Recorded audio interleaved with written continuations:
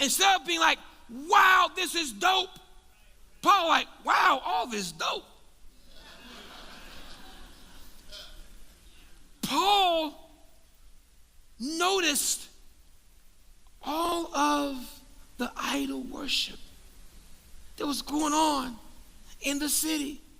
And Paul did what only Paul could do. Paul did what he always did. When he sees this much going on that don't look like God, he started preaching Jesus resurrected.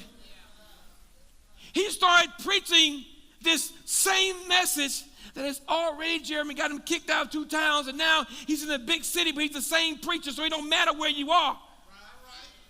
You will be who you are no matter where you find yourself. I told you last week that if you are the type of person who you only get Christ-like amongst Christians, something wrong with you.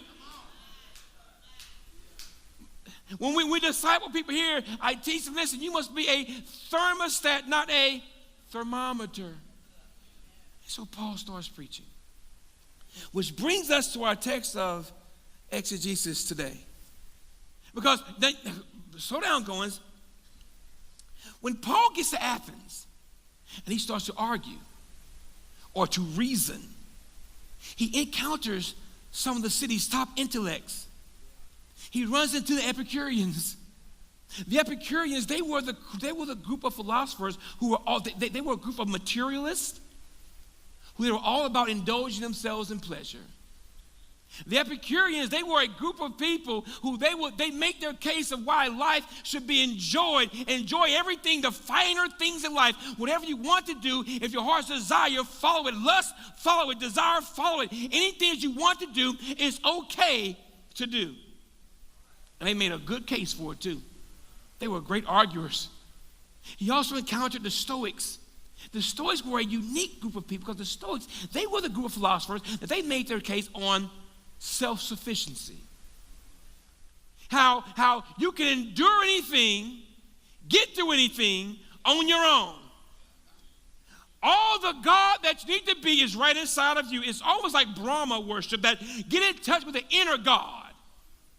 That's why you have to be careful when you encounter cliques of people who call each other gods.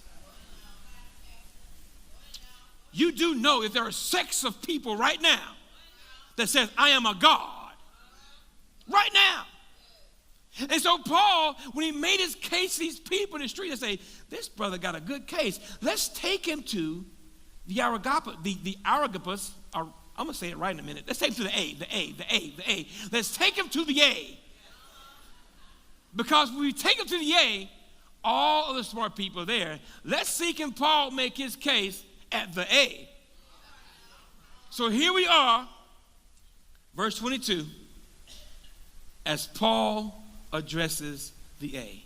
So Paul, standing in the midst of the A, said, men of Athens, I perceive that in every way you are religious. For as I passed along and observed the objects of your worship, I found also an altar with this inscription, to the unknown God. He says, what therefore you worship as unknown, this I proclaim to you. I like this, Paul. Okay? If Paul was in 2016, and if he was standing on the floor of Congress, addressing the United States House of Rep and the United States Congress at the same time, Paul would have been standing on the floor and said, men and women of the House of Representatives and of Congress, I perceive you to be very religious. For as I walk along and I read the headlines, I see that the thing that you value most, there is inscribed, in God we trust. I preach to you about the God that you claim the trust.